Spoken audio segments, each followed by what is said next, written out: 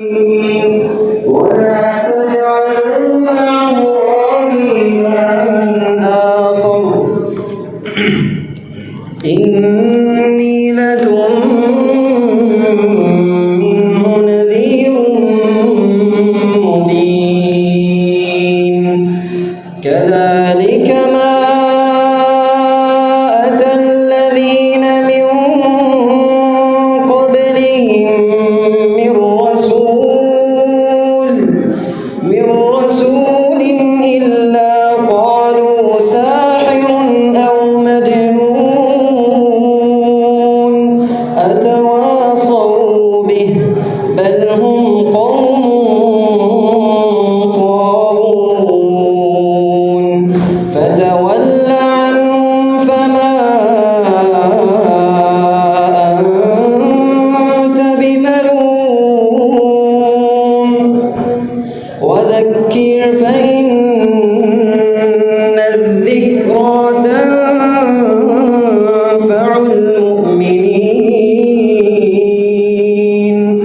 وما خلقت الجن والإنس إلا ليعبدون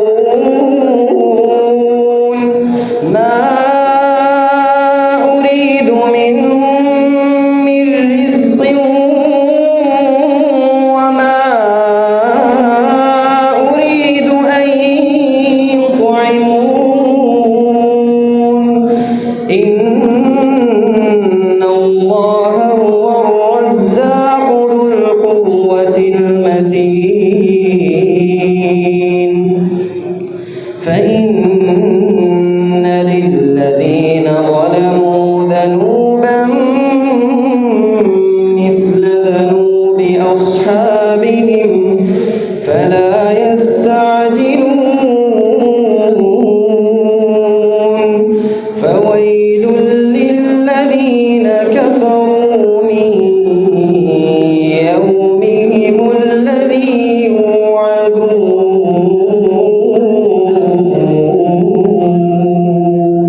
نستمع إلى كلمة النجاة تزداد بالحكمة والإفادة يقدمها عليه الشيخ عاقب زبير فليتفضل مشكورا ومأجورا.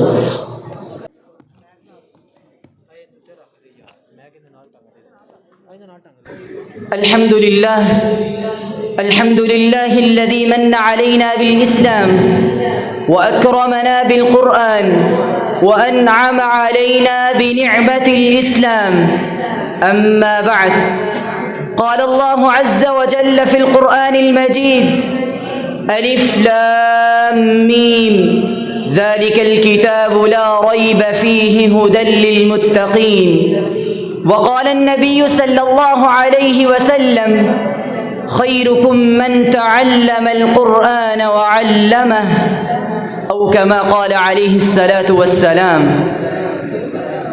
أيها المستمعون الكرام، خلق الله السماوات والأرض وخلق كل شيء، وكل تحميدات وتسبيحات وتكبيرات لخالق السماوات والأرض.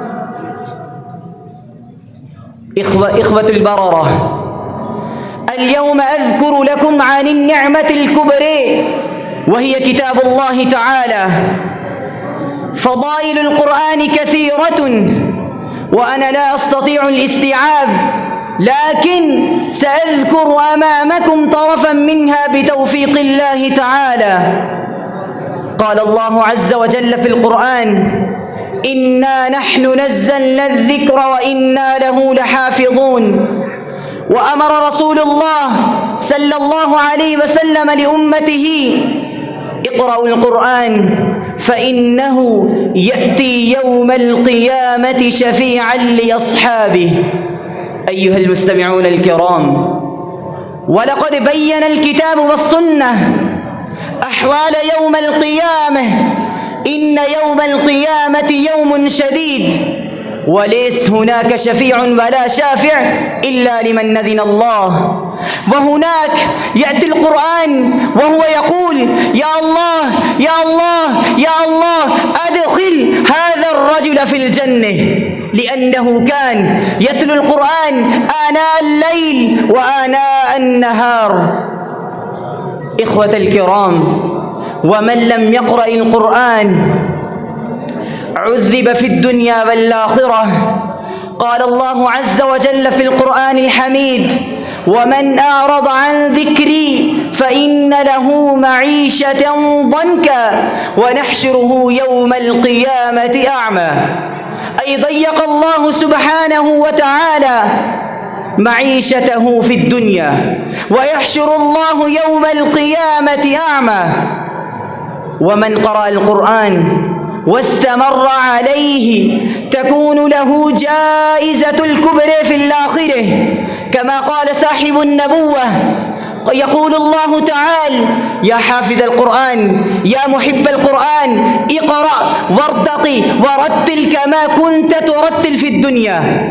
أيها المستمعون الكرام، لحظة تفكروا ألفاظ النبي صلى الله عليه وسلم الذي بعده. قال النبي صلى الله عليه وسلم: يقول الله تعالى: فإن منزلتك عند آخر آية تقرأها. إخواني الكريم، من الذي لا يريد السعادة ولا يريد الشفاعة ولا يريد الجنة؟ ما شاء الله كلكم تريدون، ولهذا تمسكوا بالقرآن، عليكم بالقرآن، فإنه مفتاح السعادة في الدنيا والآخرة. وأحسن ما قال الشاطبي رحمه الله رحمة واسعة: وإن كتاب الله أوثق شافع وأغنى غناء واهبا متفضلا، وخير جليس لا يمل حديثه وترتاده يزداد فيه تجملا. إخواني الكريم، ويوم القيامة نعمة الكبرى على الحفاظ القرآن، وهناك للناس صفوف كثير: صف للصالحين، صف للراشدين، صف للمتقين، صف للصالحين، صف للمتصدقين، صف للأنبياء. ما شاء الله، سبحان الله، الله أكبر. وهناك يرفع الله تعالى حافظ القرآن ويدخله في صف الملائكة. ادعوا الله: اللهم اجعلنا منهم، اللهم اجعلنا منهم. ولهذا أمرنا الله تعالى بكثرة التلاوة والإكثار منها. وقال الشاعر: أولو القوة والإحسان والصبر عليها حلاهم بها جاء القرآن مفصلا، إن أريد إلا الإصلاح ما استطعت وما توفيقي إلا بالله، والسلام عليكم ورحمة الله وبركاته. الآن نصغي إلى كلمة مؤثرة تستحضر في النفوس معاني الإيمان، يلقيها علينا الشيخ طيب بشير. السلام عليكم ورحمة الله وبركاته. الحمد لله الذي هدانا للخير وأرشدنا إلى طريق الحق وجعلنا من أمة محمد صلى الله عليه وآله وسلم، وأشهد أن لا إله إلا الله وأشهد أن محمدًا عبده ورسوله. أما بعد، أيها أحبتي في الله، اليوم أحييكم وبالأشواق نأتيكم، فأغلى ولدا أنتم وكل الورد مهديكم. أحييكم. أيها أحبتي في الله، اليوم ونحن في هذا اليوم الذي يوافق ذكرى وفاة سيدنا أبو بكر الصديق رضي الله تعالى عنه، نتذكر عظمة هذا الصحابي الجليل الذي كان أول من صدق برسالة رسول الله صلى الله عليه وآله وسلم وأخلص في تبعيته له. لقد قدم حياته وماله وكل ما يملك في سبيل الله تعالى، فكان بحق الصديق الذي لا يشق له غبار هو أول من أسلم وأصدق من قال وأوفى من قدم. كان مع النبي صلى الله عليه وسلم في السر والعلن ولا يتردد ولا يلين. أيها المسلمون الكرام، أبو بكر الصديق رضي الله تعالى عنه صادق في القول والعمل. في الهجرة كان الرفيق في الغار، كان الصديق رضي الله تعالى عنه كان الرفيق الأمين في كل طريق، كان مثالا للصدق والإخلاص في كل رفيق. أبو بكر الصديق رضي الله تعالى عنه أول من بذل المال في غزوة تبوك، قدم ماله وقال أبقيت لهم الله ورسوله، فكان قدوة في البذل ولا لا يهاب الصعاب ولا يمل. أبو بكر رضي الله تعالى عنه مثال للبذل والإيثار، بذل المال، بذل مالا، بذل جهدا، بذل نفسا في سبيل الله.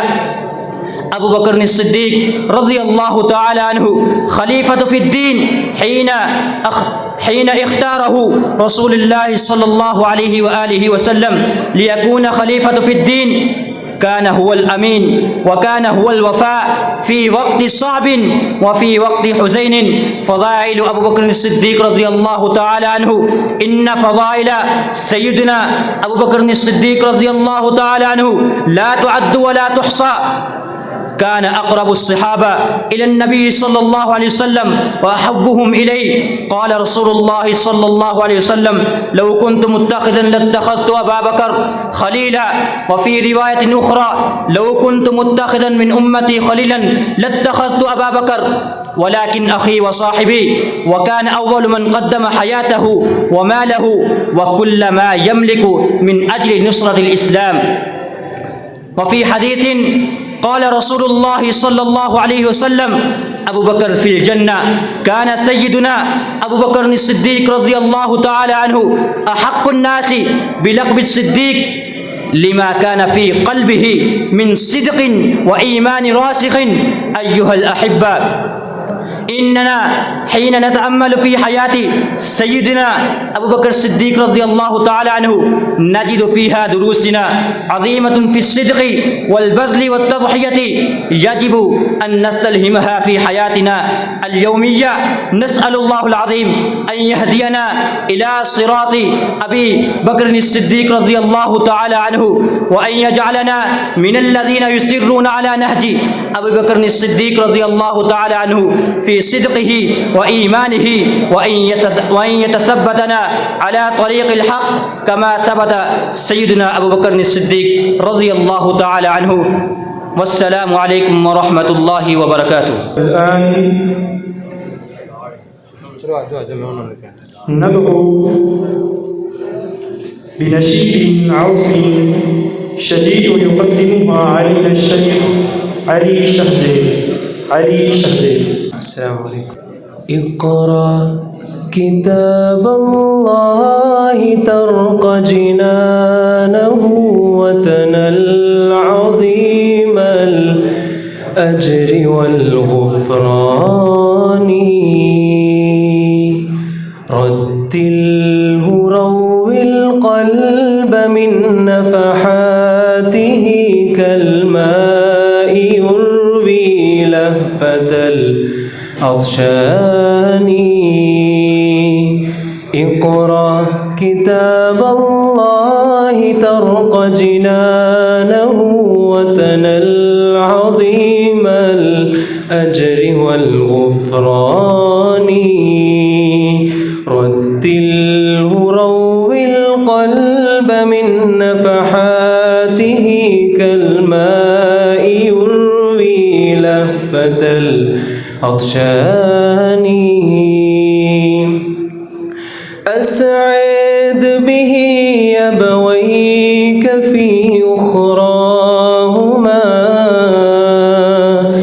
تويجهما من زينة تيجانه. عطر زوايا البيت من آياته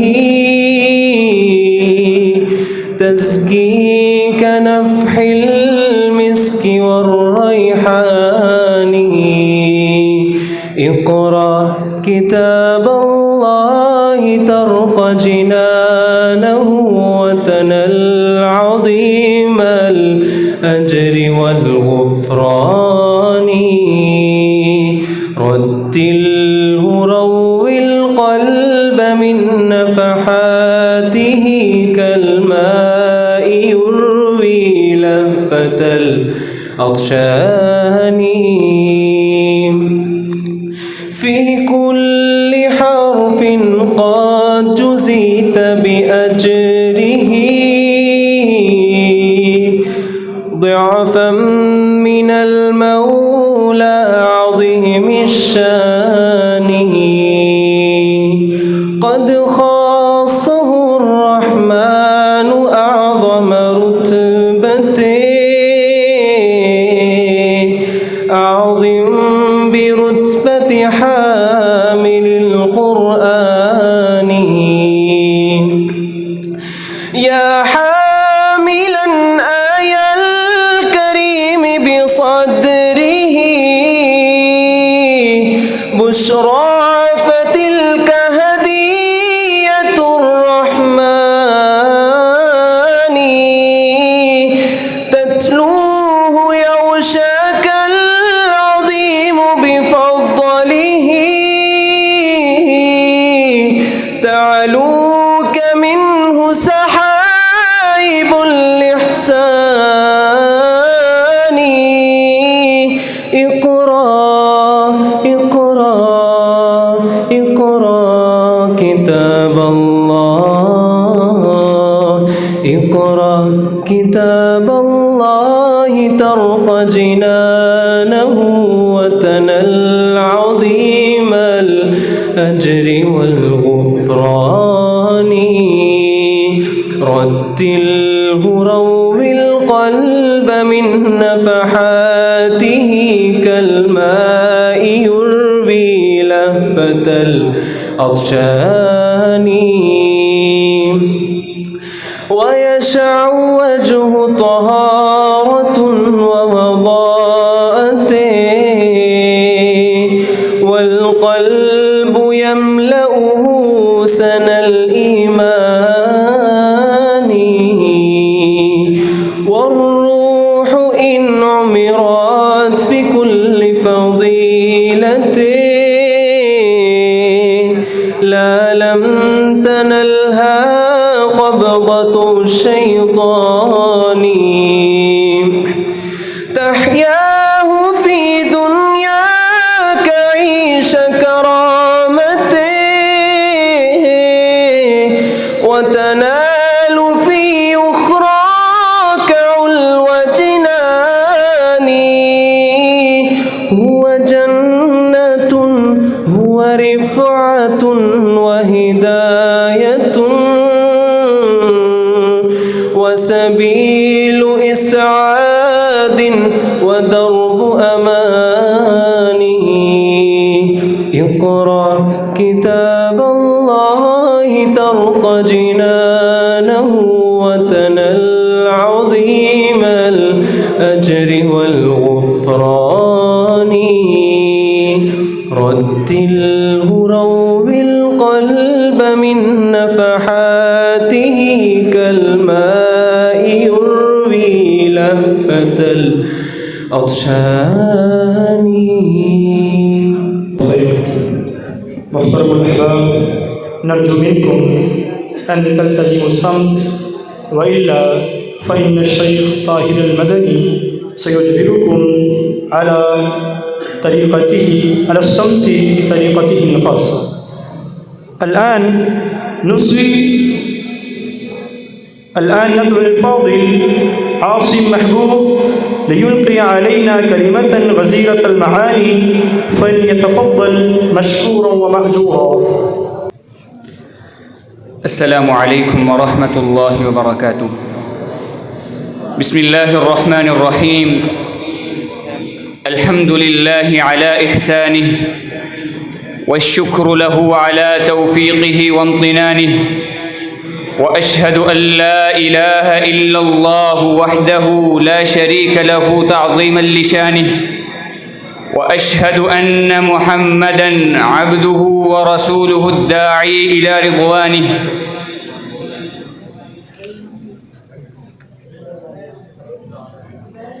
أحييكم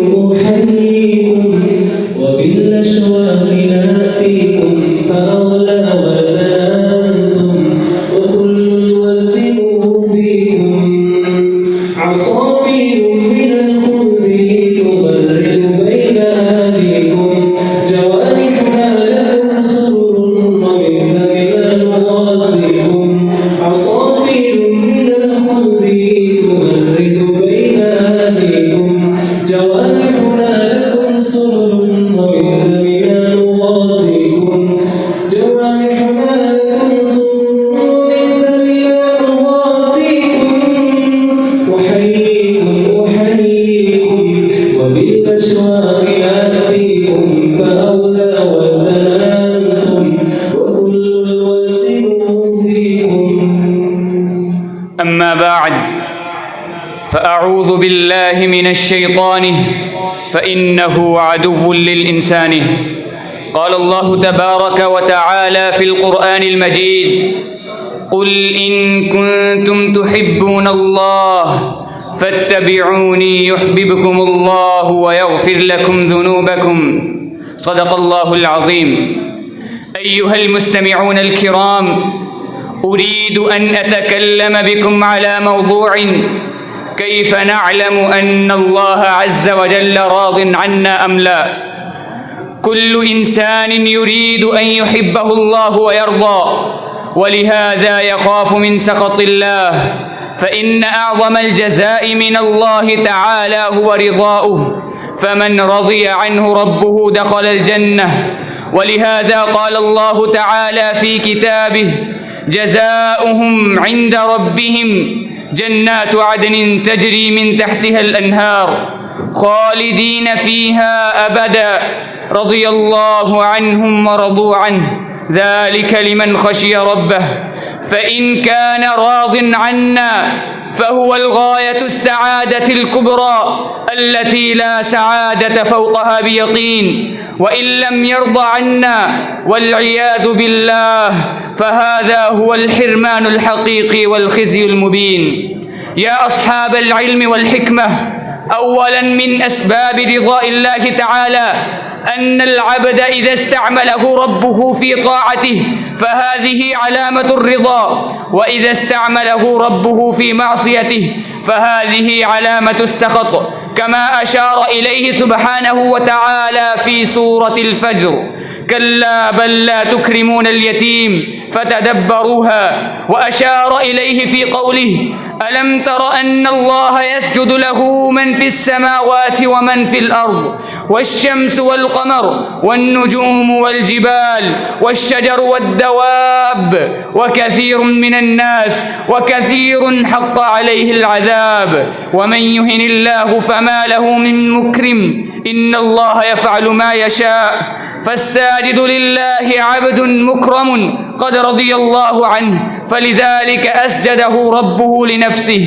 ولذلك ورد في بعض الآثار أن جارية لعطاء بن أبي رباح دعت الله عز وجل بعدما صلت بالليل: يا رب بحبك إياي اقض حاجتي. فقال عطاء: لا تقولي هكذا، بل قولي بحبي إياك يا رب اقض حاجتي. فقالت: لولا أن الله عز وجل أحبني لما أقامني بين يديه. فتعجب عطاء من فهمها. ودلالة على ذلك كما جاء في الحديث أن الله إذا أراد بعبده الخير استعمله. قيل: كيف يستعمله؟ قال: يوفقه لعمل صالح قبل الموت. ثانيا أن قلبك إذا امتلأ من حب الله عز وجل فهذه علامة الرضا. الله عنك. قال تعالى: يحبهم ويحبونه، فجعل حب الله إياهم سببا لحبهم إياه. ثالثا القبول، فمن كان مقبولا عند المؤمنين يثنون عليه خيرا كثيرا ويكرمونه ويعظمونه، فهذه علامة رضاء الله تعالى عن هذا العبد. قال الله تعالى في القرآن المجيد: إن الذين آمنوا وعملوا الصالحات سيجعل لهم الرحمن ودا. وفي الحديث أن الله إذا أحب عبدا نادى جبريل فقال: أني أحب فلانا فأحبه، فيحبه جبريل، ثم ينادي في السماء: يا أهل السماء إن الله يحب فلانا وأحبه فأحبوه، فيحبونه، ثم يوضع له القبول في الأرض. رابعا التعلق بكتاب الله عز وجل، فإنه علامة رضاء الله عز وجل، كما يشير إليه ما رواه الدارمي عن أبي هريرة رضي الله تعالى عنه مرفوعا وموقوفا: اقرأوا القرآن فإنه نعم الشفيع يوم القيامة.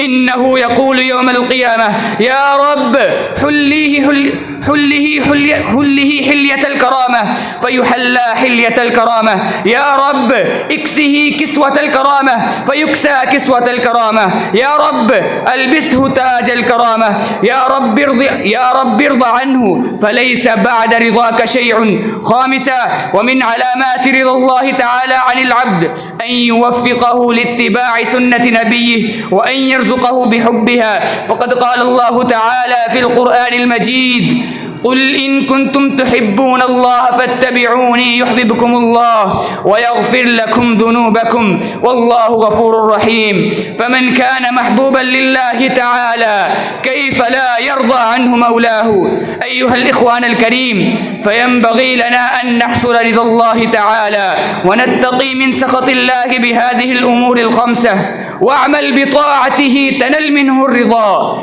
إن المطيع له لديه مقرب.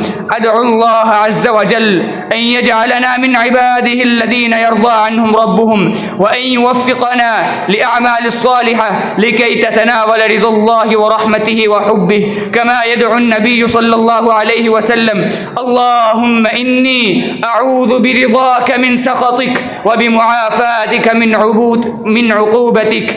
آمين يا رب العالمين. وآخر دعوانا أن الحمد لله رب العالمين، والسلام عليكم ورحمة الله وبركاته. الآن نصغي إلى كلمة مؤثرة تستحضر في النفوس معاني الإيمان ليلقيها علينا الشيخ معاذ أيوب،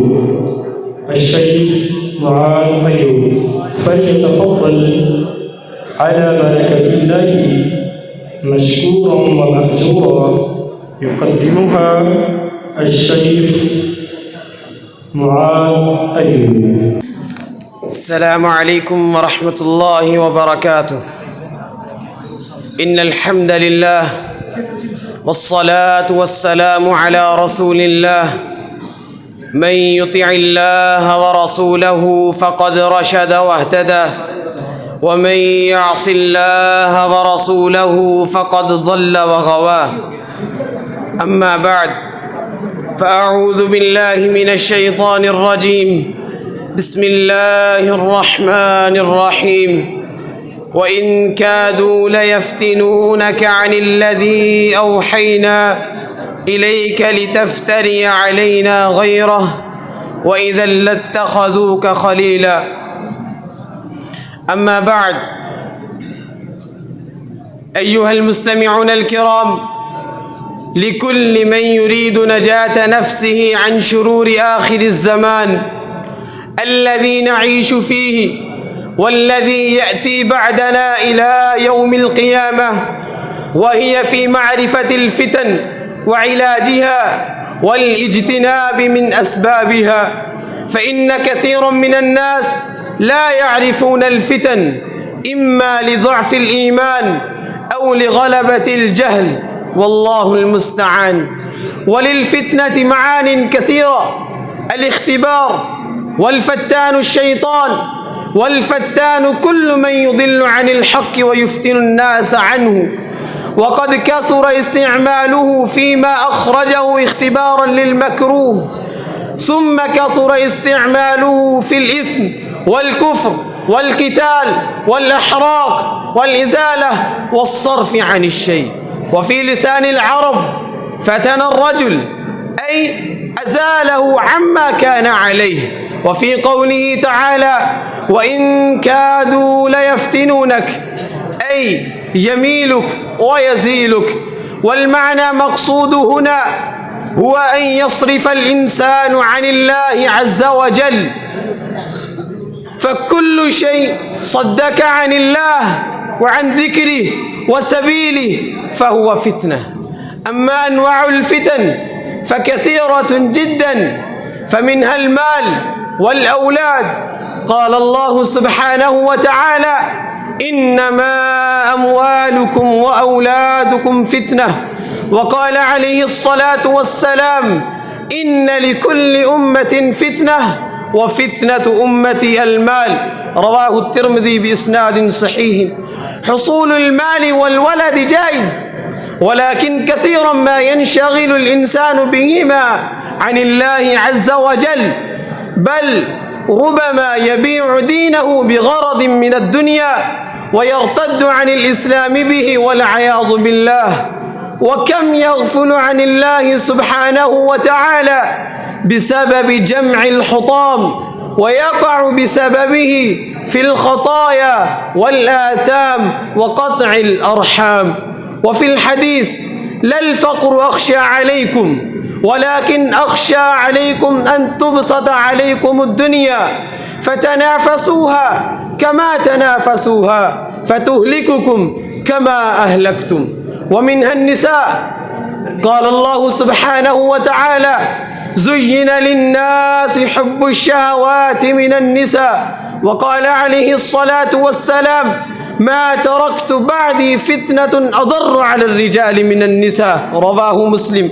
وقال عليه الصلاة والسلام الدنيا حلوة خضرة وأن الله مستخلفكم فيها فينظر كيف تعملون. فاتقوا الدنيا واتقوا النساء، فإن أول فتنة بني إسرائيل كانت في النساء، والنساء حبائل الشياطين. وهذه الفتنة شديدة جدا في هذه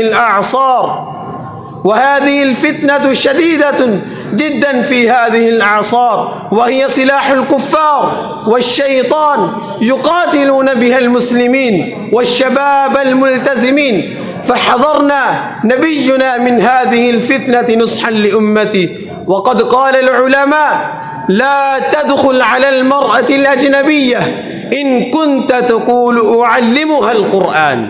ومنها الدنيا، فإن حب الدنيا رأس كل خطيئة، كما ورد في الأثر عن عيسى عليه الصلاة والسلام. وقد قال الله سبحانه وتعالى فلا تغرنكم الحياة الدنيا ولا يغرنكم بالله الغرور. والدنيا تغر المؤمن وتخدعه لطول البقاء، وهي فانية، وهي مليئة بالآلام والمصائب، وهي كخضر النبات ولعب البنات لا حاصل له. ومنها العلوم الدنيوية كالفلسفة والمنطق والرياضي والعلوم الحديثة، فإنها قد تكون فتنة للمرء، بل ربما يبيع دينه بغرض من الدنيا، بل يرتد عن الإسلام به، بل وعن الكتاب والسنة، بل وعن قبول الحق والانقياد له متكبرا بما عنده. قال الله سبحانه وتعالى فلما جاءتهم رسلهم بالبينات فرحوا بما عندهم من العلم وحاق بهم ما كانوا به يستهزئون فصارت علومهم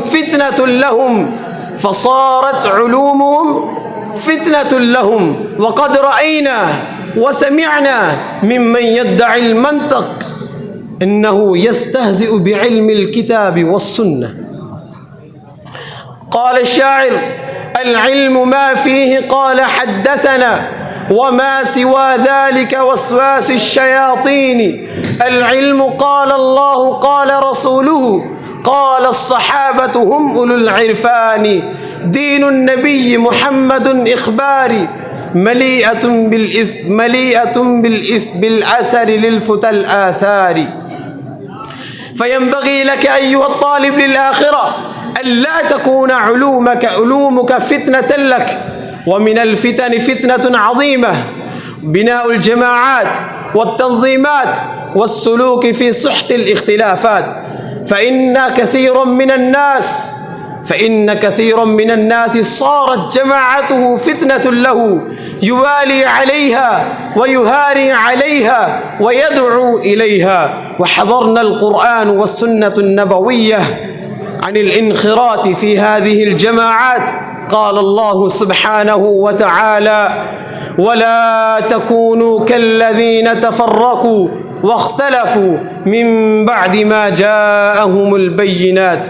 فالواجب علينا حسن الظن بالله عز وجل والحذر من سوء الفتن والخاتمة، فلا يأمن مكر الله إلا القوم الخاسرون. ما شاء الله، جزاكم الله، بارك الله فيكم، جزاك الله مسائبك. الآن أدعو الأفاضل فضيلة الشيخ أمير حمزة أختر ليلقي علينا بكلمته القيمة الزاخرة بالنفائس والدرر. الحمد لله قبل كل كلام، وله الحمد في كل مقام، والصلاة والسلام على خير الأنام وعلى آله وصحبه الكرام. أما بعد، قال الله تعالى: رضي الله عنهم ورضوا عنه. وقال سيد المرسلين: أصحابي كالنجوم. أيها المستمعون الكرام، من المعلوم أن لأصحاب رسول الله صلى الله عليه وسلم فضائل كثيرة وأجورة عظيمة ودرجات كبيرة ومنزلة رفيعة عند الله وعند رسوله الذي أعطاه المقام المحمود. وقد أثنى الله عليهم في محكم كتابه وأخبر أن رضاه عنهم ورضاهم عنه. فمن ذلك قوله تعالى: رضي الله عنهم ورضوا عنه. وأخبر أنه تاب عليهم فقال سبحانه وتعالى: لقد تاب الله على النبي والمهاجرين والأنصار وأمر نبيه أن يستغفر لهم فاعف عنهم واستغفر لهم. وامتن عليه بهؤلاء الأتقياء هو الذي أيدك بنصره وبالمؤمنين. أيها المستمعون الكرام، والآيات في الثناء عليهم كثيرة جدا في وصفهم بالإيمان والأمر بالمعروف والنهي عن المنكر والعدالة وتفضيلهم على سائر الأمم.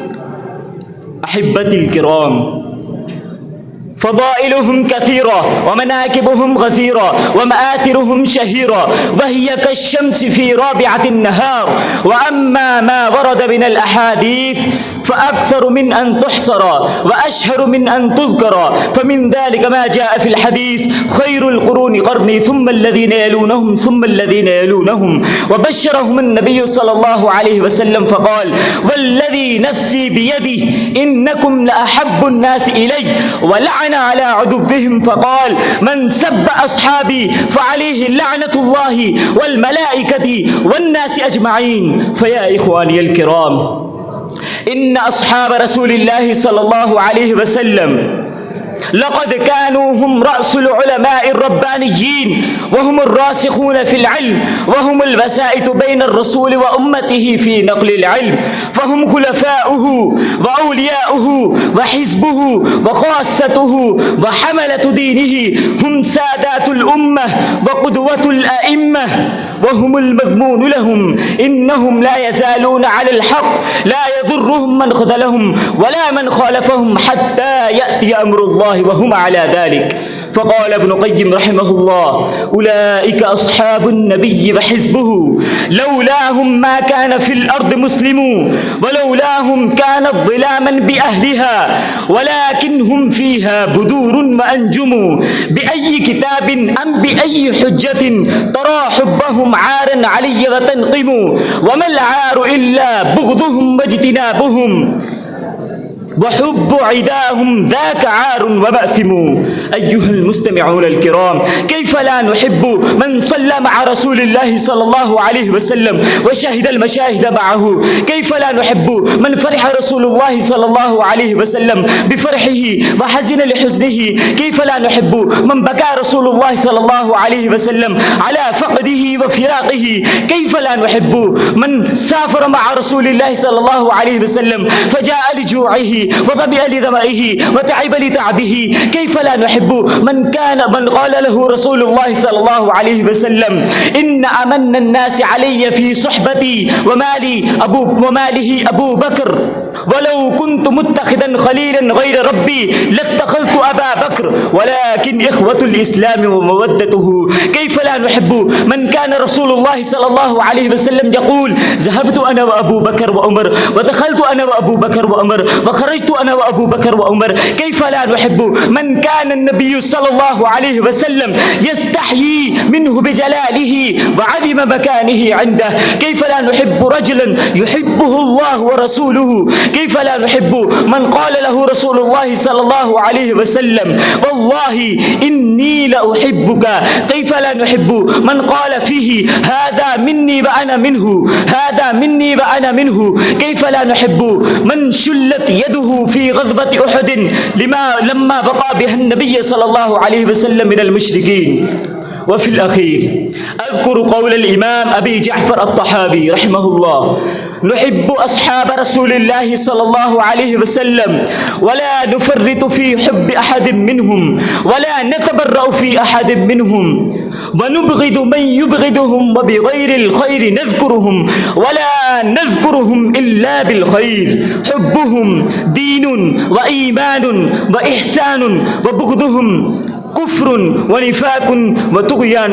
وآخر دعوانا أن الحمد لله رب العالمين. ما شاء الله، جزاك الله، بارك الله فيك. أخونا كان يتحدث عن عظمة الصحابة، فأعمال الأسف الشديد أن بعض الناس في زماننا هذا يطعنون في هؤلاء العظام، فأسألهم: أتدرون من هم الصحابة؟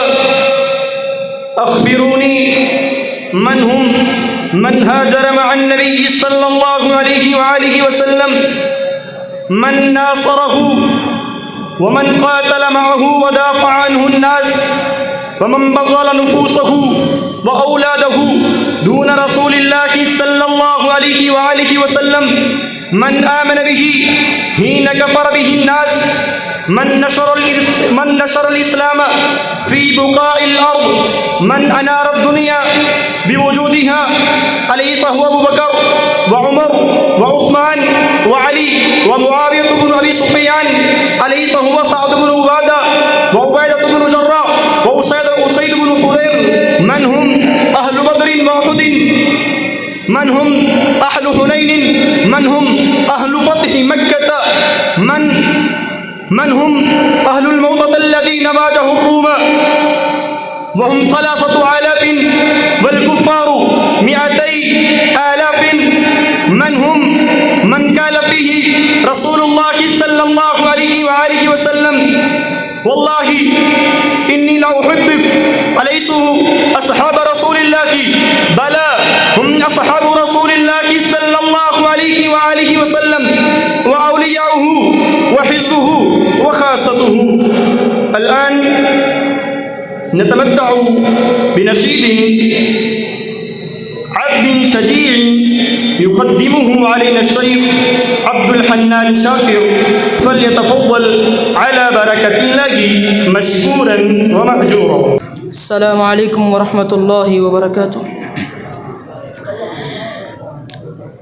إذا ما قال لي ربي أما استحييت تعصيني وتخفي الذنب عن خلقي وبالعصيان تأتيني فكيف أجيب يا ويحي ومن ذا سوف يحميني أسلي النفس بالآمال من حين إلى حين وأنسى ما وراء الموت ماذا بعد تكفيني كأني قد ضمنت العيش ليس الموت يأتيني وجاءت سكرة الموت الشديدة من سيحميني نظرت إلى الوجوه أليس منهم من سيفديني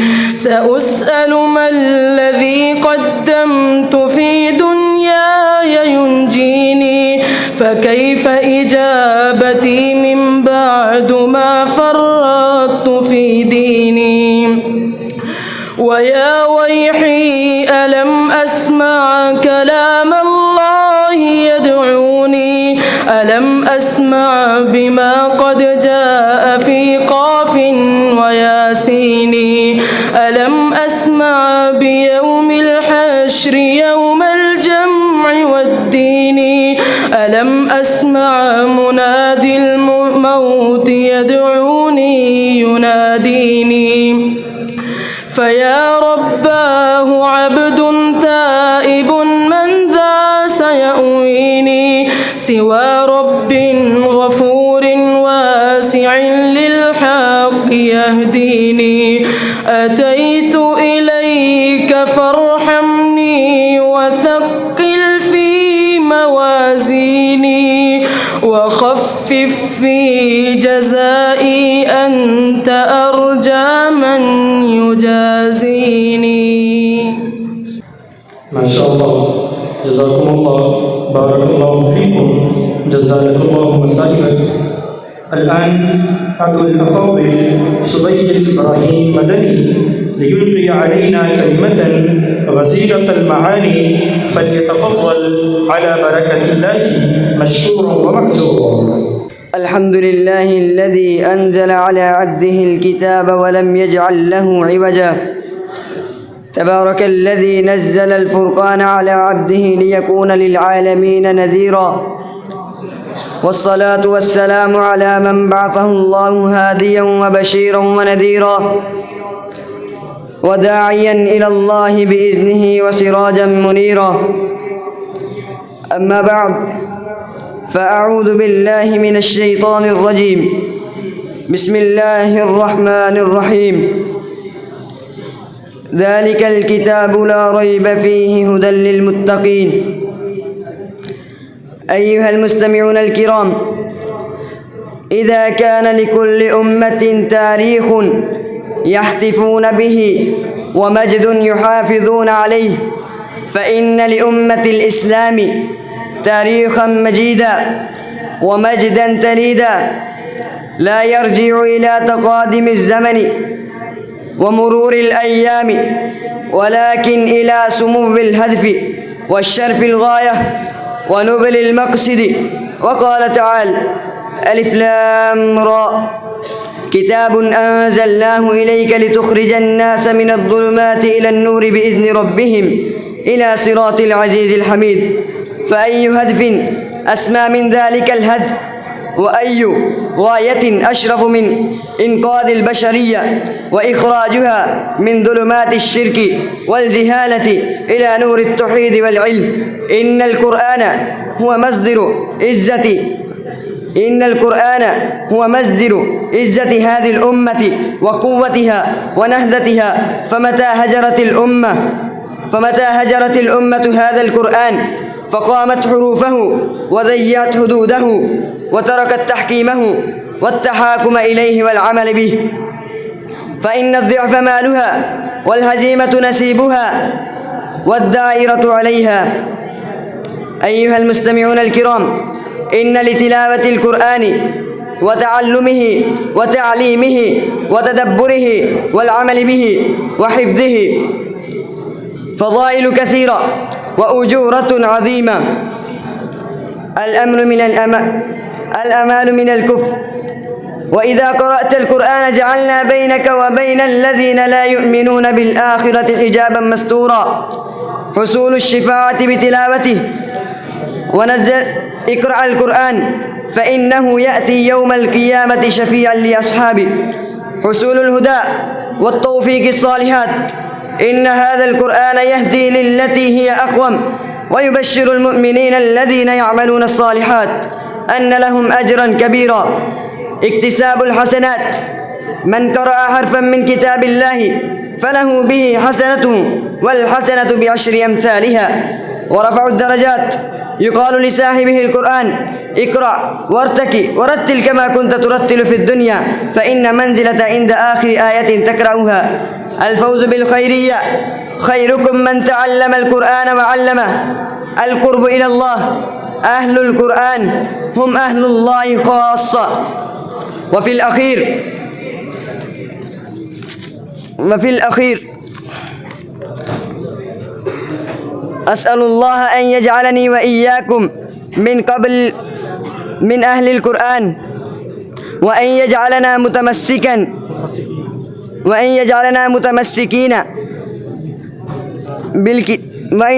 متمسكين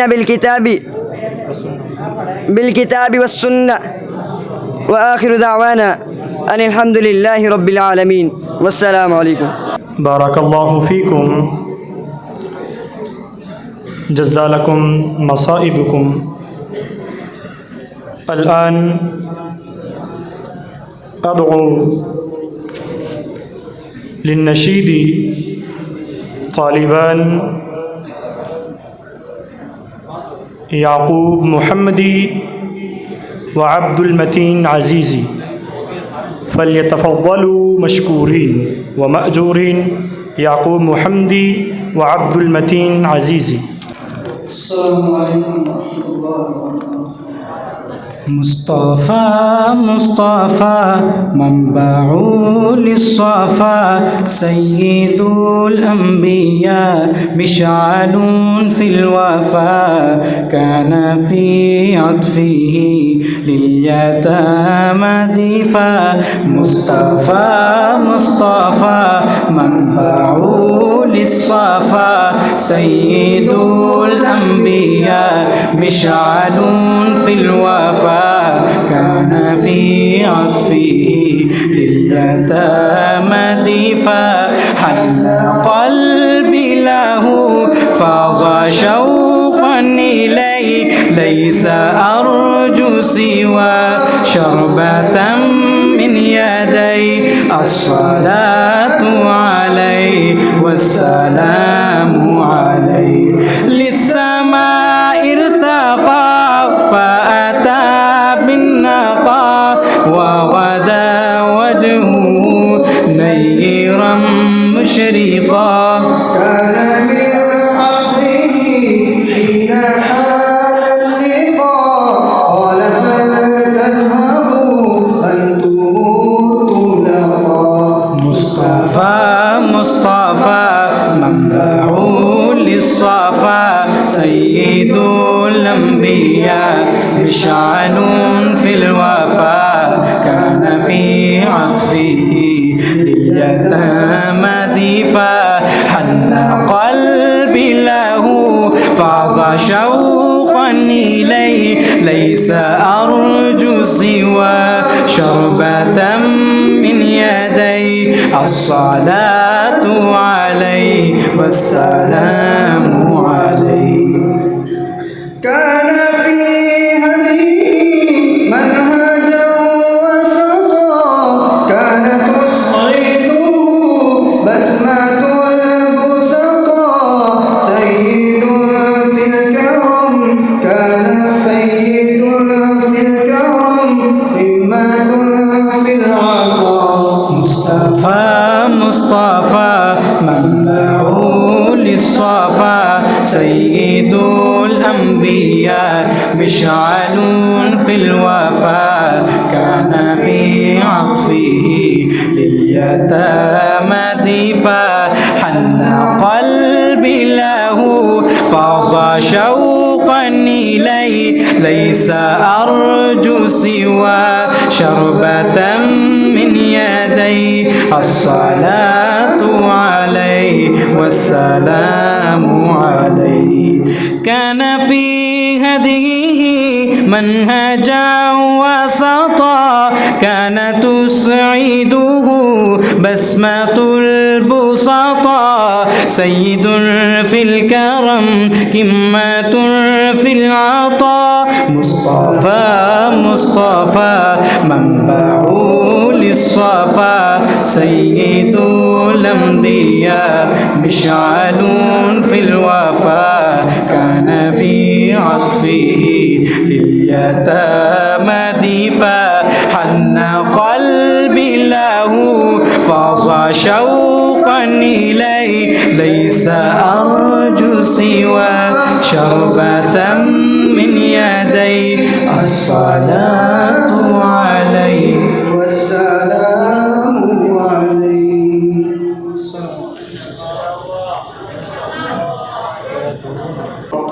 بارك الله فيكم سلمكم الله وعافاكم.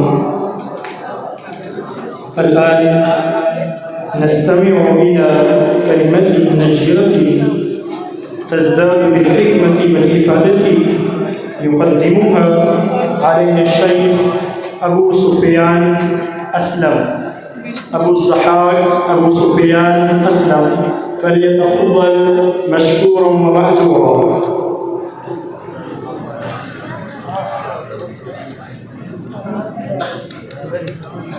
السلام عليكم ورحمة الله وبركاته.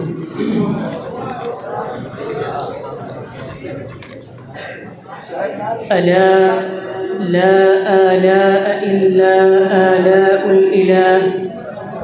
الحمد لله الذي رافع السماء في الهواء وباسط الأرض على الماء ذي العز والعلياء والقدرة التي لا تقوم بها جميع الأشياء. وأحمده جل وارتفع وعلا وأسأله أن يعيذني وسائر المسلمين من البلاء والوباء والغلاء.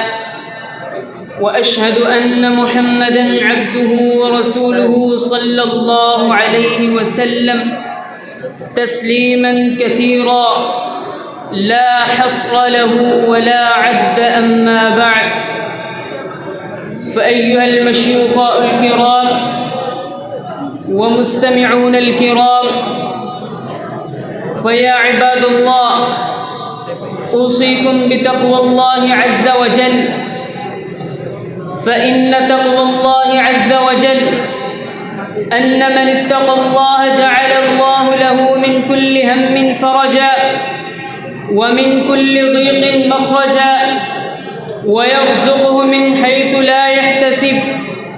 وأطيعوه واشكروا له على ما هداكم، فأكثر الناس قد ضلوا عن دينه وحادوا عن شريعته واستوجبوه سخطه ونقمته، وقليل من هداهم إلى ما يحبه ويرضى من الدين. وقال الله عز وجل: واذكروه كما هداكم وإن كنتم من قبله لمن الضالين. وقال الله عز وجل: وقليل من عبادي الشكور. عباد الله، كلما دارت السنة وجاءت أعياد الميلاد المسيحية هناك أناس من المسلمين يحتفلون بهذه الأعياد الكريسماس ولا تكاد تعرفهم أمسلمون هم أم غير المسلمين. فيا عباد الله، هذه العيد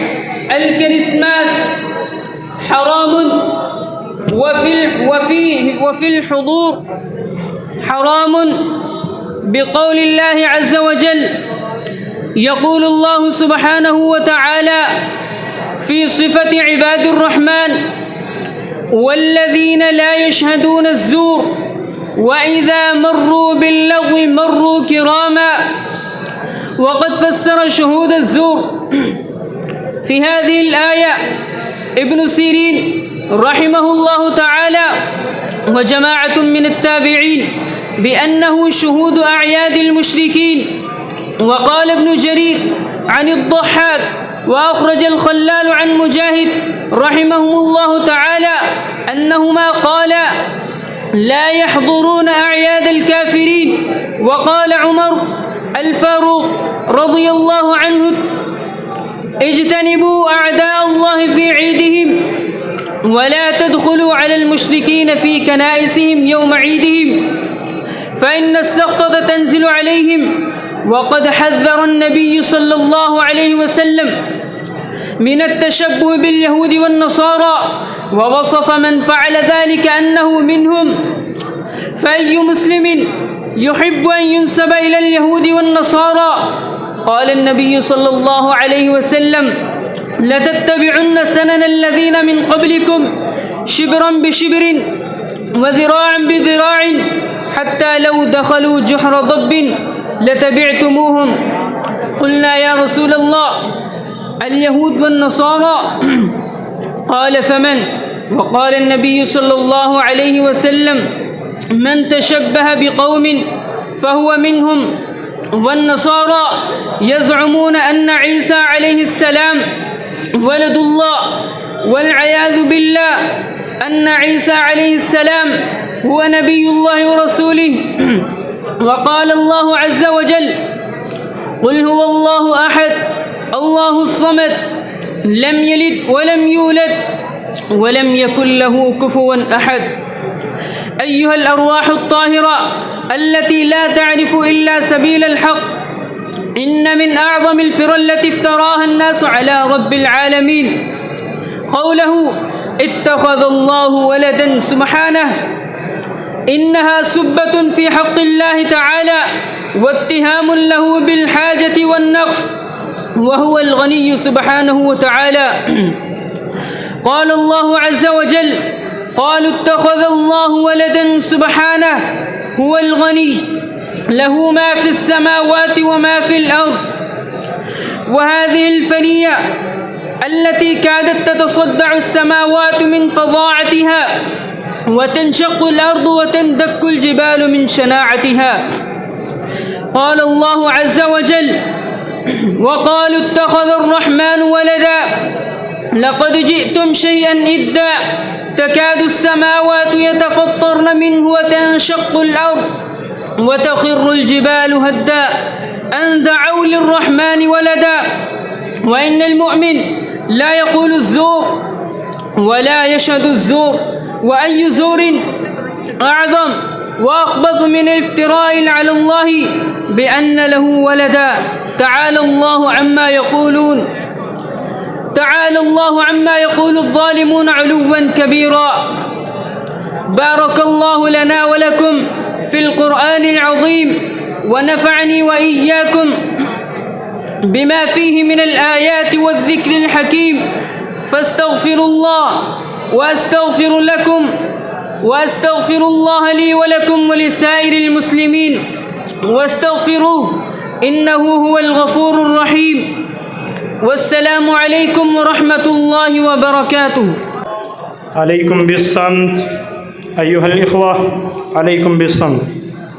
الآن نستمع بنشيد عذب شجيء باللغة الأردية يقدمه علينا الشيخ عبد المتين عزيزي، فليتفضل مشكورا ومأجورا باللغة الأردية. السلام عليكم. कोई मिसने मुस्तफ़ा का कभी था ना है ना होगा, کوئی مثل مصطفیٰ کا کبھی تھا نہ ہے نہ ہوگا، کبھی تھا نہ ہے نہ ہوگا، کسی اور کا یہ رتبہ، کسی اور کا یہ رتبہ، کبھی تھا نہ ہے نہ ہوگا، کوئی مثل مصطفیٰ کا۔ انہیں خلق کر کے نازا ہوا خود ہی دست قدرت، انہیں خلق کر کے نازا ہوا خود ہی دست قدرت، کوئی شاہکار ایسا، کوئی شاہکار ایسا، کبھی تھا نہ ہے نہ ہوگا، کبھی تھا نہ ہے نہ ہوگا، کوئی مثل مصطفیٰ کا۔ کسی وہم نے صدا دی، کوئی آپ کا مماثل، کسی وہم نے صدا دی،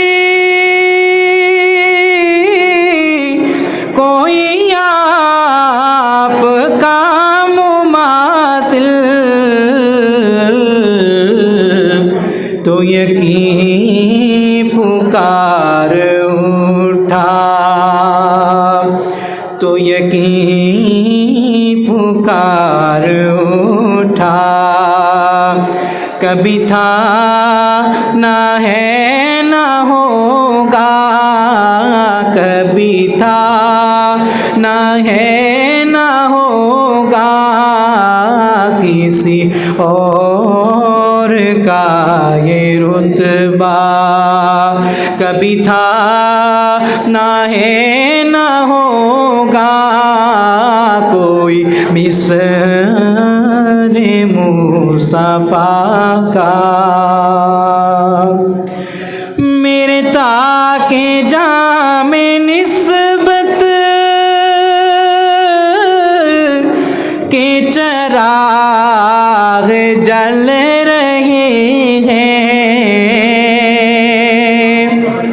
میرے تاکہ جام نسبت کے چراغ جل رہے ہیں، مجھے خوف پیرگی کا کبھی تھا نہ ہے نہ ہوگا، کبھی تھا نہ ہے نہ ہوگا، کوئی مثل مصطفیٰ کا، کبھی تھا نہ ہے نہ ہوگا، کسی اور کا یہ رتبہ، کبھی تھا نہ ہے نہ ہوگا، کوئی مثل مصطفیٰ کا۔ ماشاء اللہ، جزاک اللہ، بارک اللہ فیکم، سلمکم اللہ وعافکم، جزالک اللہ مصائبک۔ الآن ندعو الفاضل ريحان خليل ليسمعنا كلمة رائعة تحكي حكم العلماء وإلهام الأولياء، فليتفضل مشكورا ومأجورا فضيلة الشيخ ريحان خليل. السلام عليكم ورحمة الله وبركاته. الحمد لله ذي العفو والجود والصفح والكرم الودود، الذي يصفح عن الخطأ ويعفو عن الزلل. أشهد أن لا إله إلا الله ذو الملك والعطاء، وأشهد أن محمدًا عبده ورسوله سيد العظماء وأشرف الفضلاء، صلى الله عليه وعلى آله النجباء وأصحابه الأتقياء. قال الله تعالى: وليعفوا وليصفحوا ألا تحبون أن يغفر الله لكم والله غفور رحيم. وقال النبي الكريم صلى الله عليه وسلم: وما زاد الله عبدا بعفو إلا عزا. أيها الكرام، اليوم أتكلم في هذا المجلس بالعفو. العفو كف الضرر مع القدرة عليه، وكل من استحق عقوبة فتركها فهذا الترك عفو. عباد الله، إن العفو يرفع به شأن العبد، ويزكى به القلب، ويزال به الحقد.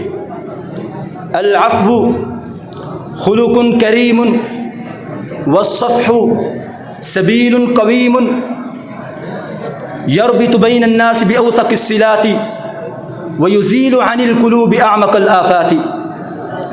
أيها الإخوة، العفو يطهر النفس من الأحقاد، ويعلي في الدنيا والآخرة مقام العباد. قال الله تبارك وتعالى في ذاته: وهو الذي يقبل التوبة عن عباده ويعفو عن السيئات. وقال تعالى للنبي الكريم صلى الله عليه وسلم: خذ العفو وأمر بالعرف. وفي مقام آخر: فاعف عنهم واصفح. وقال في مقام آخر: فاصفح الصفح الجميل. فعفى النبي صلى الله عليه وسلم يوم فتح مكة عن قريش، وعفى عن أهل الطائف رغم إيذائهم له، ودعا لهم بالهداية. وعفى عن ثمامة رضي الله عنه، وكذا عن حاتب بن أبي بلتعة رضي الله عنه حين أفشى سر الجيش. فكان العفو خلقا دائما يلازمه في جميع مواقفه.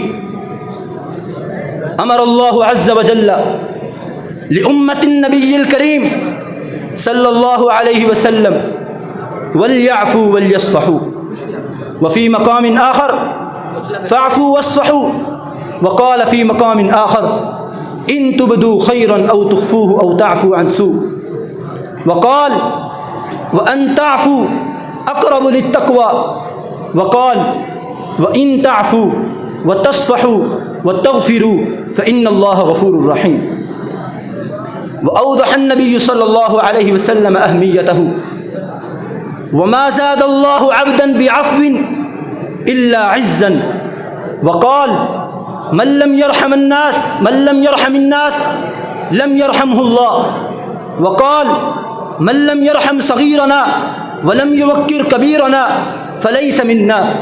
وقال الحسن رحمه الله: أفضل أخلاق المؤمن العفو. وقال سعيد بن المسيب رحمه الله: ما من شيء إلا والله يحب أن يعفى عنه ما لم يكن حدا عن عباده. أيها المستمعون الكرام، ما ثمرات العفو والصفح؟ ثمراته كثيرة وعظيمة. العفو أمان من الفتن، وعاصم من الزلل. العفو من مظاهر حسن الخلق. العفو دليل على سعة الصدر وحسن الظن. العفو دليل كمال الإيمان وحسن الإسلام. العفو يثمر محبة الله ثم محبة الناس. لأقولن إذا عفوت إذا محوت، إذا عفوت إذا رجوت، إذا عفوت إذا صفوت، إذا عفوت إذا زهوت بين الوراء وعلوت، إذا عفوت إذا أتيت رضا الرب ما جفوت، إذا عفوت إذا نجوت. وفي الختام أقول العفو وصف من أوصاف الله وسنة رسول الله ودأب أصحابه الكرام وطريقة العلماء والصلحاء.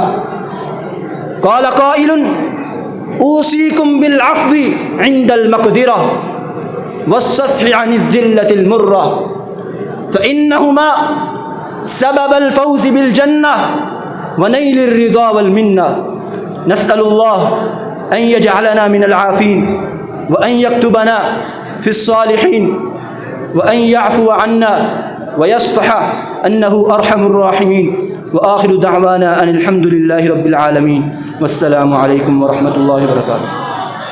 ما شاء الله، جزاك الله، بارك الله فيكم.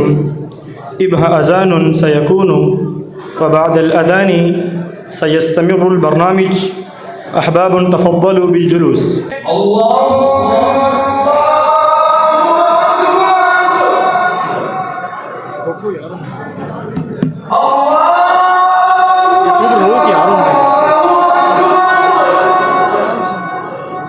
أشهد أن لا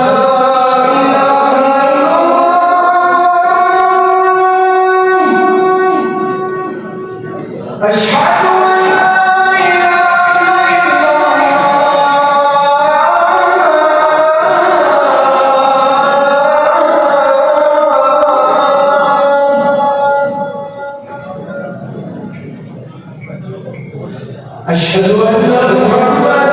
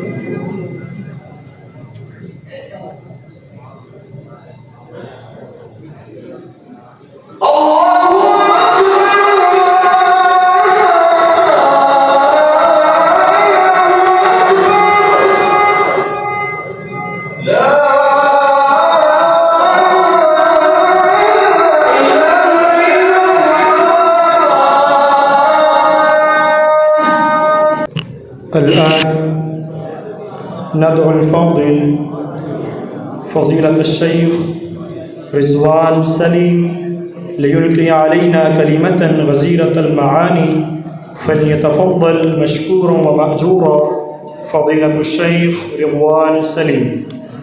السلام عليكم ورحمة الله وبركاته.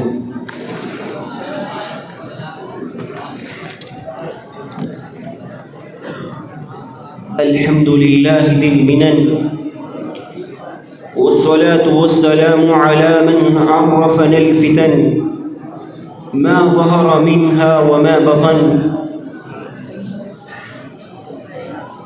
وعلى آله وصحبه ذوي سير الحسن، يا من يربي أجيال المستقبل، ويا حامل الطموح والآمال. يسعدني ويشرفني أن أقف أمامكم وبين قوم لا يشقى جليسهم لأتحدث عن موضوع مهم، ولكنه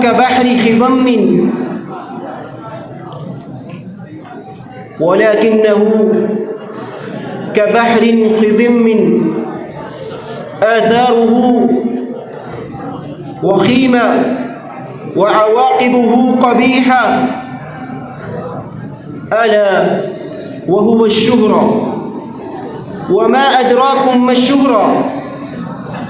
الشهرة في حصولها أفنيت الأعمار وأبيدت الديار، وفي الختام ما استفادوا إلا قيل وقال.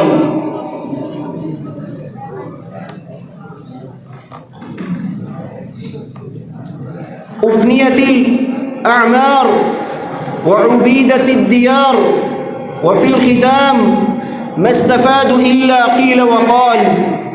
أولا آخر أمره الافتضاع، كما أسر عن البشر بن الحارث رحمه الله يقول: ما أعرف رجلا أحب أن يعرف إلا ذهب دينه وافتضح أمره. ثانيا يقول ابن القيم رحمه الله: لا يجتمع الإخلاص في القلب ومحبة المدح والثناء والطمع فيما عند الناس إلا كما أثر عن البشر بن الحارث رحمه الله: ما اتقى الله من أحب الشهرة. أيها الأفاضل، ننظر إلى أضرار هذه البلية التي تسربت إلينا وترعرعت وعمت ونشرت. فمنها على سبيل المثال للحث: أولا أن الآخرة لا نصيب فيها لذي الشهرة، كما قال جل في علا: تلك الدار الآخرة نجعلها للذين لا يريدون علوا في الأرض ولا فسادا والعاقبة للمتقين. ثانيا من أضرار الشهرة أنها توصل صاحبها إلى الغرور والكبر، الذي قال النبي صلى الله عليه وسلم: من كان في قلبه مثقال ذرة من كبر لا يدخل الجنة. ثالثا من مضرات الشهرة أنها متعرضة للحسد والحقد، فصاحب الشهرة يكون محسودا لدى الناس، والحسد مرض استعاذ منه الرسول صلى الله عليه وسلم، ونصوص مشهورة لا تحتاج إلى ذكرها. رابعا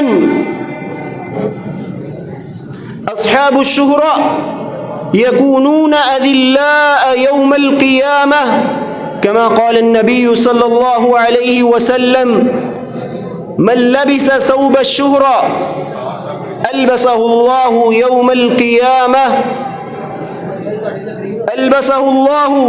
يوم القيامة ثوب مذلة ثم تلهب فيه النار.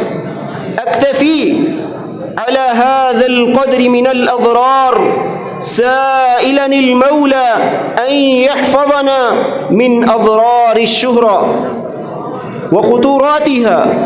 ولو نظرنا إلى علاج الشهرة لنرى أسبابا حكيمة وأدوية سليمة من الكتاب والسنة وأقوال سلف هذه الأمة.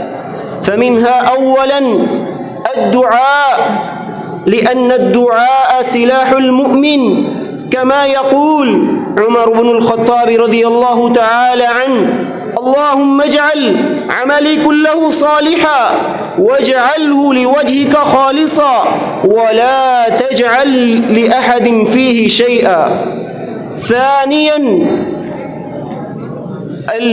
ثانيا الاهتمام بالتواضع، كما قال النبي صلى الله عليه وسلم: من تواضع لله رفعه الله. ثالثا الإمعان والنظر في حال سلفنا الصالح، مثلا أبو بكر بن عياش رحمه الله يقول: وأدنى نفع السكوت السلامة وكفى بها عافية، وأدنى ضرر المنطق شهرة وكفى بها بلية. أكتفي على هذا القدر سائلا المولى أن يحفظنا من الفتن ما ظهر منها وما بطن. وأخيرا، ماذا تريد يا صاحب الشهرة؟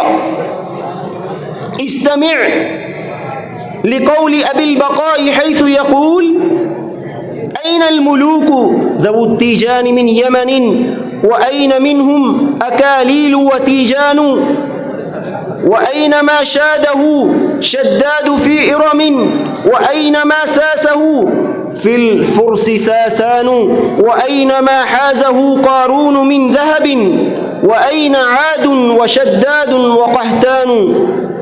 أتى على الكل أمر لا مرد له حتى قضوا فكأنما القوم مكانوا. والسلام عليكم ورحمة الله وبركاته. ما شاء الله، جزاكم الله، بارك الله فيكم. الآن أدعو الأفاضل الشيخ عبد الله حنيف ليقدم لنا كلمة تضيء القلوب وتثري العقول، فليتفضل مشكورا ومأجورا.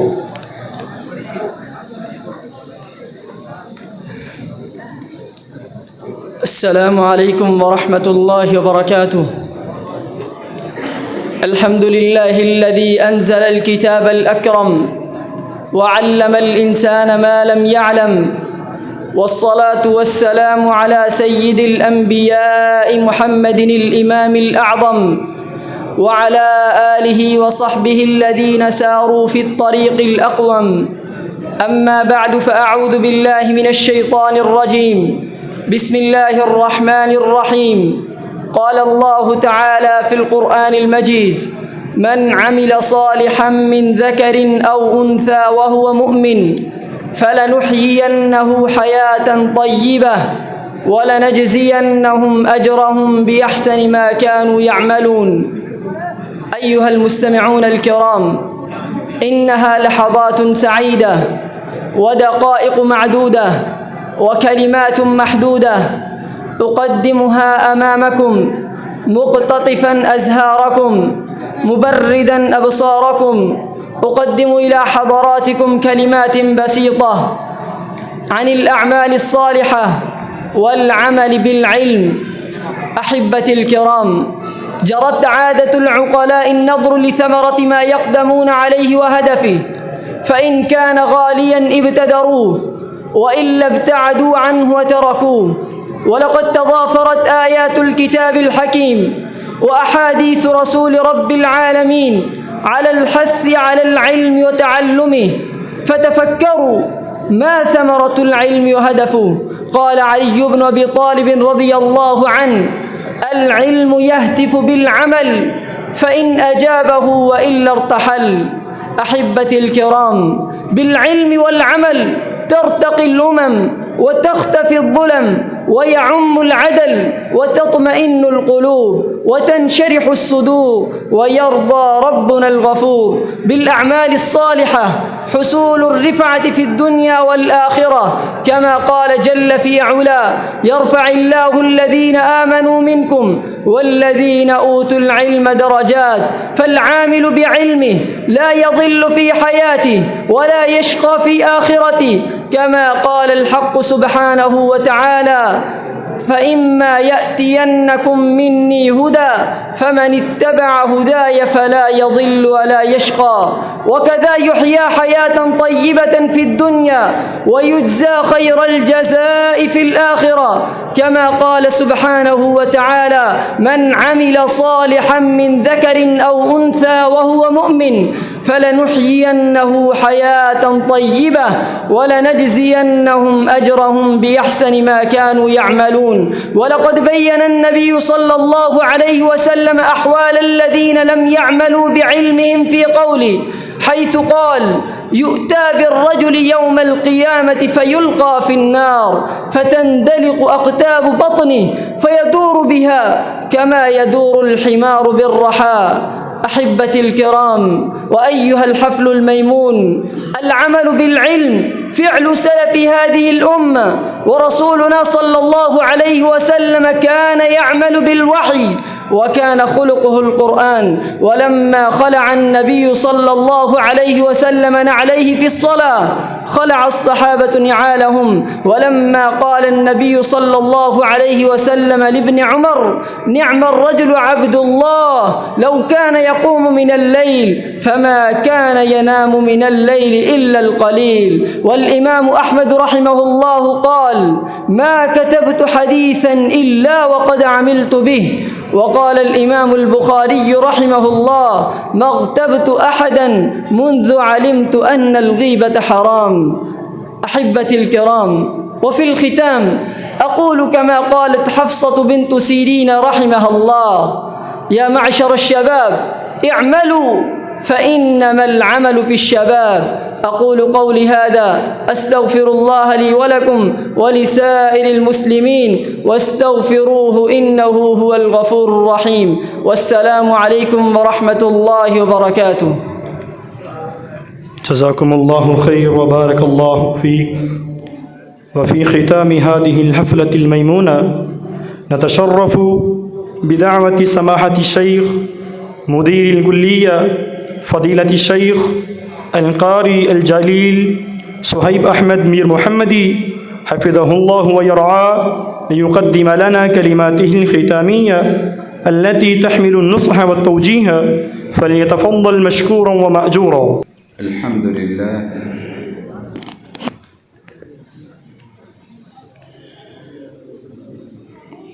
الذي بيده مقاليد الفرج، والصلاة والسلام على صاحب الجبين الأبلج وعلى آله وأصحابه السرج. أما بعد، فأعوذ بالله من الشيطان الرجيم. بسم الله الرحمن الرحيم.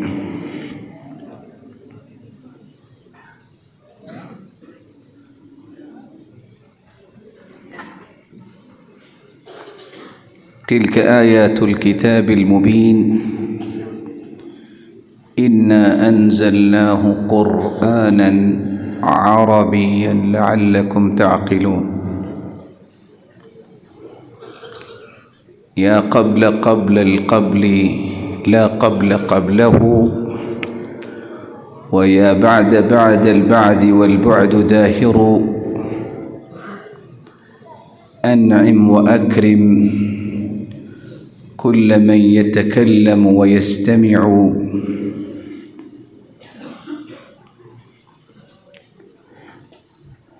أبنائي الأحبة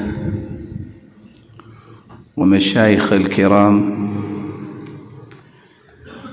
كان الناس في جاهلية جهلاء وضلالة عمياء، ليس هناك دين يزجرهم ولا قانون يردعهم. يبطش القوي الضعيف. إذ طلع عليهم القمر فطبق الأرض أنواره وجلل الآفاق ضياؤه وطمس ظلام الكفر بعد أن كان مضروب الرواق ممدود الأطناب مبسوط الباع، ألا وهو نور القرآن. كما قال جل في علا: وكذلك أوحينا إليك روحا من أمرنا ما كنت تدري ما الكتاب ولا الإيمان ولكن جعلناه نورا نهدي به من نشاء من عبادنا وإنك لتهدي إلى صراط مستقيم. وهذا النور هو القرآن العظيم الذي أنزله الله سبحانه وتعالى في لغة عذبة ألا وهي اللغة العربية. وقد عبر ابن عباس رضي الله تعالى عنه عن فرحه ويقول: لغتنا لغة أهل الجنة. بل زاد وأفاد وقال: كل كتاب أنزله الله سبحانه وتعالى في اللغة العربية ثم ترجم في لغة القوم. أبنائي الكرام، هذه اللغة العربية لغة قيمة ليس فيها أي عوج، كما قال سبحانه وتعالى لما نزل هذا القرآن بلسان عربي مبين، وقال في مقام آخر: ليس فيه أي عوج غير عوج. فآمل منكم أن تهتموا بهذه اللغة المباركة، وهي لغة دستورنا ولغة حياتنا ولغة أهل الجنة ولغة كل كتاب أنزله الله سبحانه وتعالى على أنبيائه. الناس خاصة اليهود لديهم اهتمام عجيب، وهم متمسكين بلغتهم العبرية، وها هم قد أقاموا المدارس والجامعات التي تهتم بهذه اللغة تعلما وتعليما ودعوة. فأين نحن من هؤلاء الذين هم أعداء الإسلام وأعداء النبي وأعداء الصحابة وأعداء القرآن الكريم؟ فالواجب على كل مسلم أن يتعلم هذه اللغة، بل يتفاخر بهذه اللغة المباركة. ولهذا عبر عمر رضي الله عنه وأرضاه بأهمية هذه اللغة بقوله: تعلموا العربية فإنها من دينكم.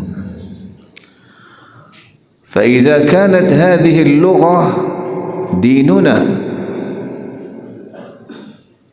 فيجب علينا أن نهتم بهذا الدين وأن نتمسك بهذا الدين، بل نفهم هذا الدين فهما عميقا كما فهم الصحابة رضوان الله تعالى عليهم أجمعين.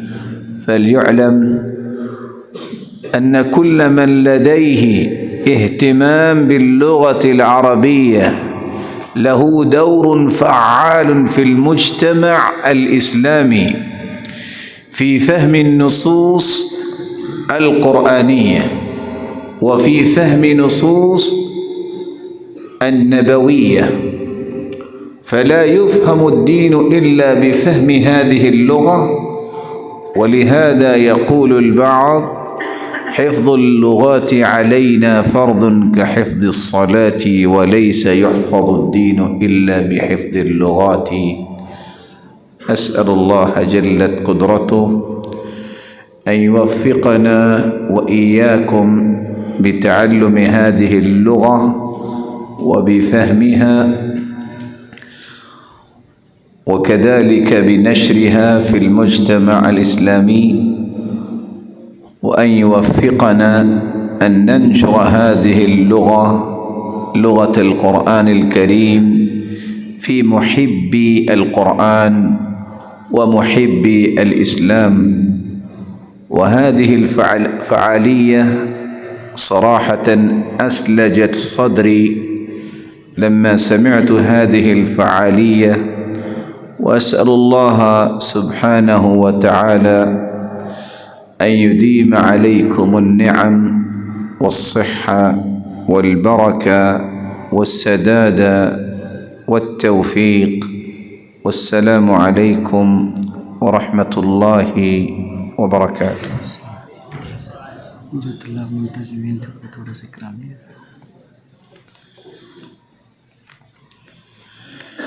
من المنظم لهذه الفعالية المباركة؟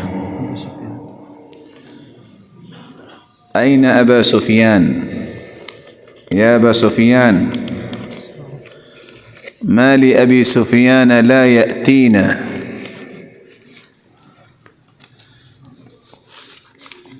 هذه هدية متواضعة يا أبا سفيان لك، بارك الله فيك ويحفظك ونفع بكم الأمة الإسلامية، ونفع بكم الأمة الإسلامية. المشاركين أين المشاركون؟ هؤلاء كلهم قد شاركوا في هذه الفعالية؟ ما شاء الله. كلهم جاءوا من جدة ولا من مكة؟ من أين أنت حبيبي؟ من جهلم. من جهلم؟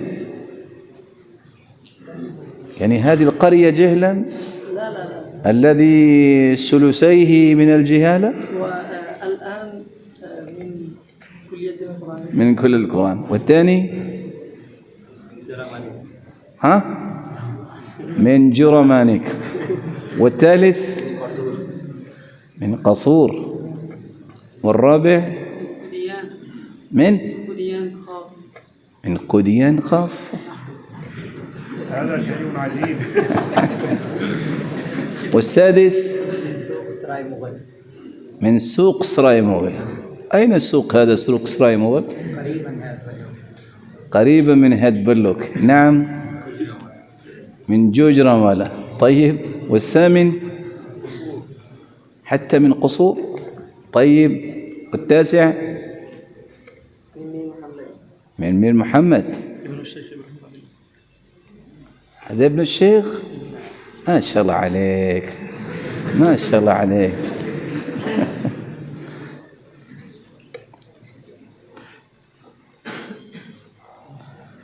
نعم. ايش وكارة يعني؟ حتى الراء يعني في العربية؟ نعم، حتى من قصور. طيب، نوني كان ولا نن كان؟ طيب. نعم، خلي يقول تابي فتيالا إنك ما لبست لباسا عربيا. نعم بتوكي. والأخير من دسكة يعني باكستاني. ما شاء الله عليك، بارك الله فيك، بارك الله فيك، بارك الله فيك. ما لهم أي جائزة الذين شاركوا؟ هذه الجائزة لكلهم؟ لا لا لا لا أبد، لا بد لهم جائزة. كم أنتم كلكم؟ ها؟ لا لا 7. مقررون والمرشدون كم؟ منشدون. طيب 4 و7 كم؟ 4 والمقررون 10 وللتلاوة الله. اللي تكلموا في العربية للمنصة كم هم؟ اللي ألقوا كلمة كم هم؟ 17. لا هذا كم هذا؟ 7 10. طيب أين المقررون الذين ألقوا كلمة في العربية؟ أي سمع شيخ إبراهيم أعطوهم 10 لكل واحد 1000. ما في شيء، هم يوزعوهم. أعطيهم كلهم إن شاء الله. شيخ وين شيخ عبد الرؤوف؟ تفضل الشيخ. الشيخ طاهر. وين شيخ طاهر؟ تفضل شيخ. سارے عربی اگو لكن ما شاء الله والله كلهم جاوا من السعودية ومن مصر ولا ايه؟ ما شاء الله. أنا كنت في كلمة بسيطة ترى. الله يبارك فيك. نادوهم كلهم حتى الطلاب يشوفون ويتشجعون على هذا الشيء. أعطوهم هؤلاء 10. ربما يكونوا عند الشيخ. كيف حالكم؟ طيبين؟ الحال كويس ولا كينسل؟ كويس ما شاء الله.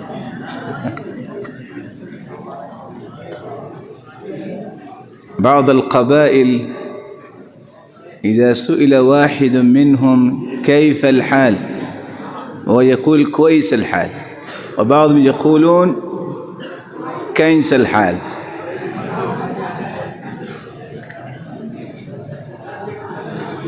يا قبل القبل لا قبل قبله، ويا بعد البعد والبعد داهر. ما المراد من هذا البيت؟ ها؟ يا قبل القبل لا قبل قبله، ويا بعد البعد والبعد داهر. المراد من هذا البيت هو الله سبحانه وتعالى هو الأول ليس قبله شيء، هو الآخر وليس بعده شيء. يا قبل القبل لا قبل قبله، ويا بعد البعد والبعد داهر. طيب وين أسماؤهم؟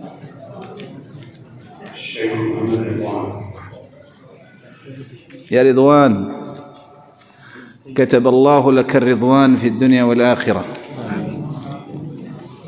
بارك الله فيك. طيب الله ممشاك يا طيب. بارك الله فيك. أبا سفيان حفظك الله ورعاك. عموما اسم أبو سفيان يكون بخيل، لكن جعلك الله سخيا. من؟ عبد الله حنيف. ما شاء الله، جعلك الله حنيفا. من اسمه؟ عاقب. جعلك الله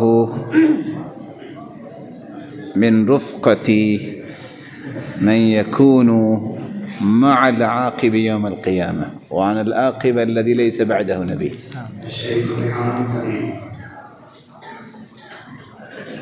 ريحان، من عرض عليه ريحانة فلا يردها. جعلك الله ريحان هذه الأمة. أمير حمزة، جعلك الله أميرا لعائلتك.